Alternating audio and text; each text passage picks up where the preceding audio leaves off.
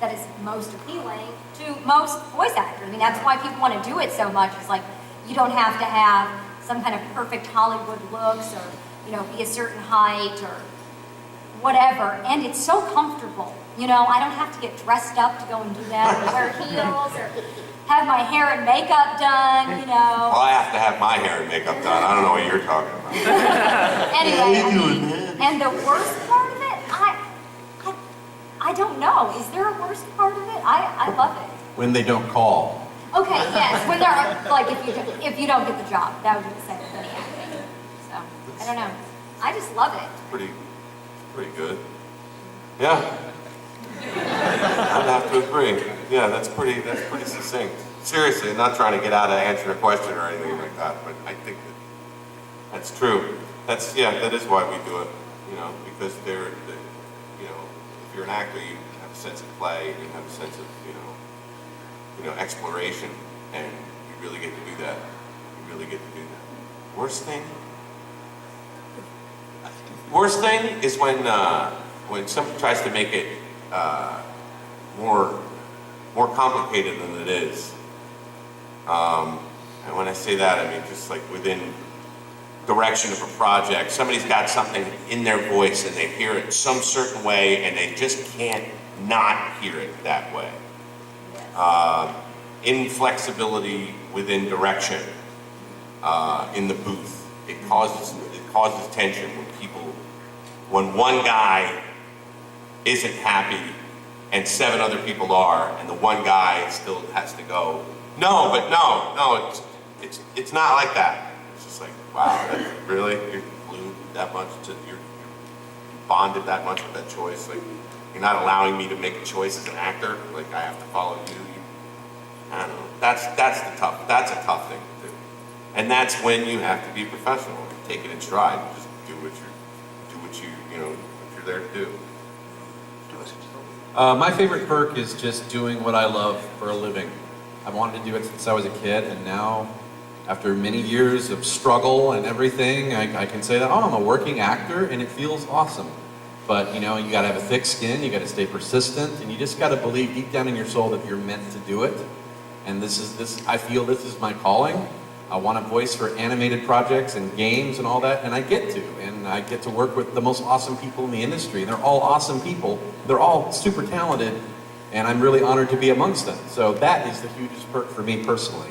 The downside, as I kind of sneak preview before when Tiffany was answering, is like, it's not a 9-to-5 job. It's not guaranteed work. Once in a while, you'll get like a really, really good gig that recurs, and then other times you get a one-off gig, and then your income is going to severely fluctuate, and you're going to audition more than you ever work, in general, for most people. That's true of all actors. Yeah. 95% of the job is trying to get a job. Seriously, and that's heavy duty. Yep. Thank you. Oh, there's a woman back there waving a sword in the air. Belt it out. Yes. No, what happened was Jeremy's older brother was originally the voice, and he went through puberty. So they brought in his little brother, and Jeremy's done the job since. Like his older brother did the pilot, but the TV show Jeremy did. So yeah. Do I hang out with both of them? I don't know, it's kind of creepy. 44, 16, what are you gonna do, go bowling? Like, no, he's a good kid. He's a really good kid. I mean, I said it yesterday. I mean, I've watched him grow up. He was a little guy, and now he's driving and graduated from high school. So it's just, that's how long the show. I'm actually gonna start recording the new season in September, so there's more Adventure Times coming, so that's very good. But yes, Jeremy Shader, nice kid. Right there in the red again, right there.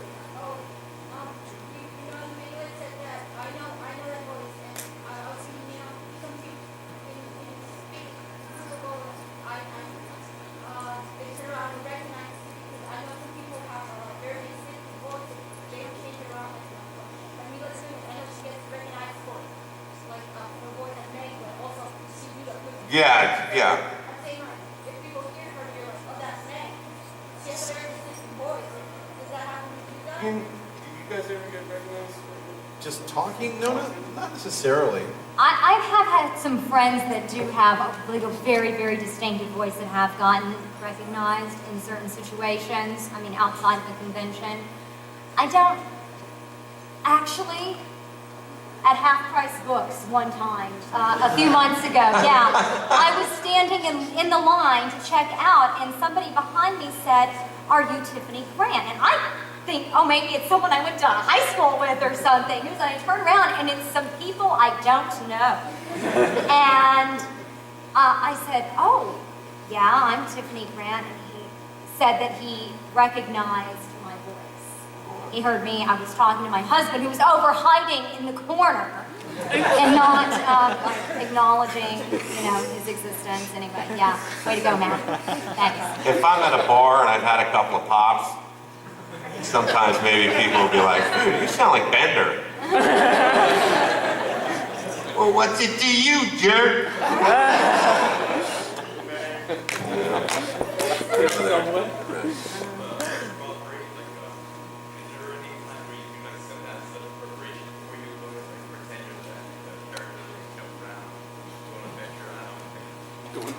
Special jumping around preparation for voice acting. You just do some scales. You just stretch out your face. I mean, there's always, you have your diction ready.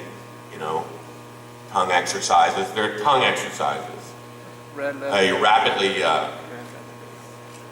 your tongue side to side and roof to bottom of mouth.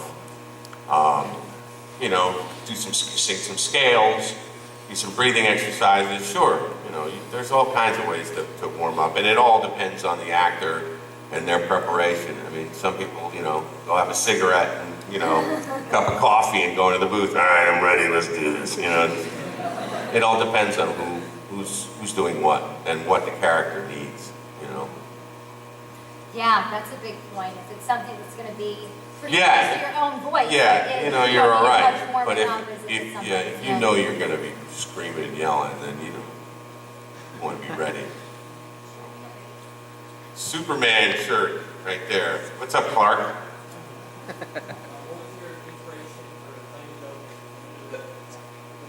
What was my inspiration for playing the Joker? Well, I don't know. The first scene that we recorded was actually the opening scene. Which I don't know. Have anybody? Who here has seen Under the Red Hood? Okay, so a majority of people. So spoiler alert. The first scene is the Joker bludgeoning Robin to near death, only to leave him to be destroyed in an explosion. Pretty sick.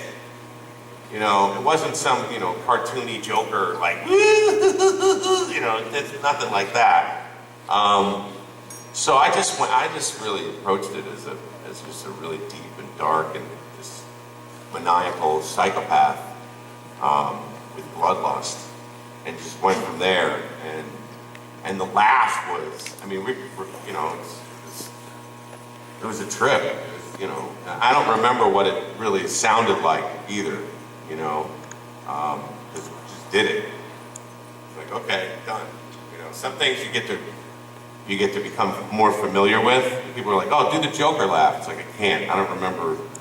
It was in the moment. It was just like, that's it. It's like when you perform something theatrically, you leave it all on stage. You don't really remember what you did, in certain moments. Like sometimes you just do something and people go, that was great. What did I just do? I can't reproduce it again, because it was just in that moment. Did that answer your question? Okay, good. Right behind you.